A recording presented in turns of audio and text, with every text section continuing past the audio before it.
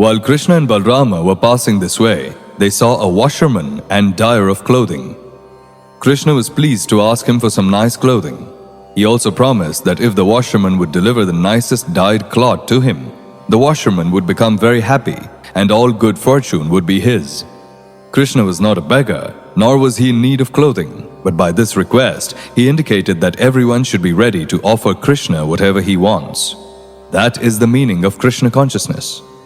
Unfortunately, this washerman was a servant of Kamsa, and therefore, he could not appreciate the demand of Lord Krishna, the Supreme Personality of Godhead.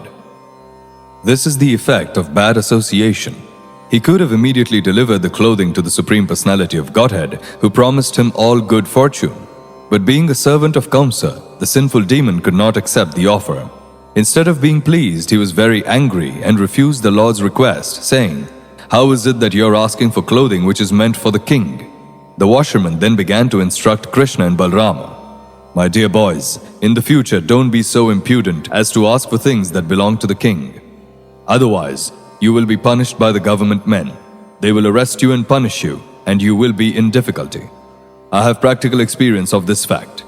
Anyone who unlawfully wants to use the king's property is very severely punished." On hearing this, Lord Krishna, the son of Devaki, became very angry at the washerman, and striking him with the upper portion of his hand, he separated the man's head from his body. The washerman fell down dead on the ground. In this way, Lord Krishna confirmed the statement of the Brahma Samhita that every limb of his body is capable of doing everything he likes. Without a sword, but simply with his hand, he cut off the head of the washerman. This is proof that the Supreme Lord is omnipotent. If he wants to do something, he can do it without extraneous help. After this ghastly incident, the employees of the washerman immediately dispersed, leaving the clothing. Krishna and Balrama took possession of it and dressed according to their choice.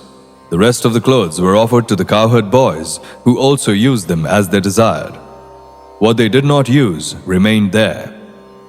Krishna and Balrama and the boys then proceeded along the main road. In the meantime, a devotee tailor took the opportunity of service and prepared some nice clothes from the cloth for Krishna and Balrama.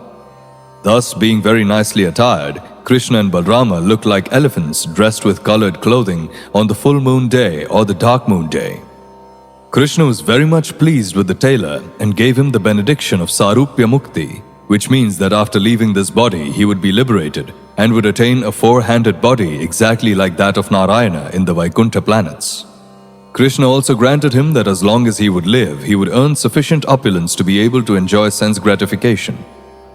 By this incident, Krishna proved that those who are Krishna-conscious devotees will not be lacking material enjoyment of sense gratification. They will have sufficient opportunity for such things, but after leaving this body, they will be allowed to enter the spiritual planets of Vaikuntha Loka or Krishna Loka, Goloka Vrindavana. After dressing nicely, Krishna and Balrama went to a florist of the name Sudama.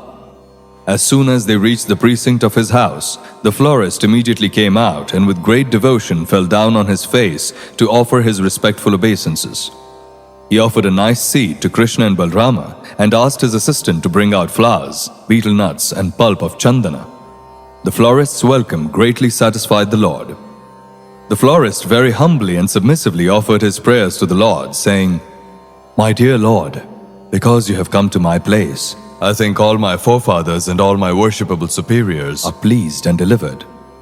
My dear Lord, you are the supreme cause of all causes of this cosmic manifestation. But for the benefit of the residents of this earthly planet, you have appeared with your plenary portion to give protection to your devotees and annihilate the demons. You are equally disposed as the friend of all living entities. You are the super soul, and you do not discriminate between friend and enemy. Yet, you are pleased to give your devotees the special result of their devotional activities. My Lord, I am praying that you please tell me whatever you wish me to do, because I am your eternal servant. If you would order me to do something, it would be a great favor to me."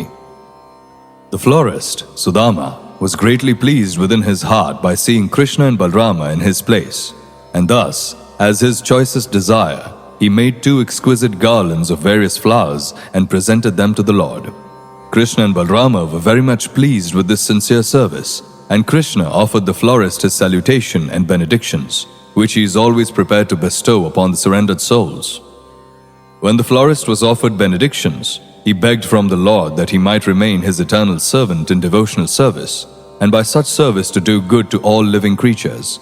By this, it is clear that a devotee of the Lord in Krishna consciousness should not be satisfied simply by his own advancement in devotional service. He must be willing to work for the welfare of all others. This example was followed by the 6 Goswamis of Vrindavana. It is therefore stated in a prayer about them, Lokanam Hita Karinau. Vaishnavas, or the devotees of the Lord, are not selfish. Whatever benefits they derive from the Supreme Personality of Godhead as benedictions, they want to distribute to all other persons. That is the greatest of all humanitarian activities.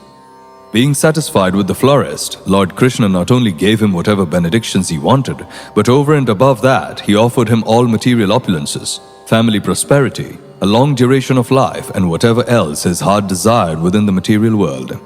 Thus ends the Bhakti Vedanta purport of the 41st chapter of Krishna. Krishna enters Mathura.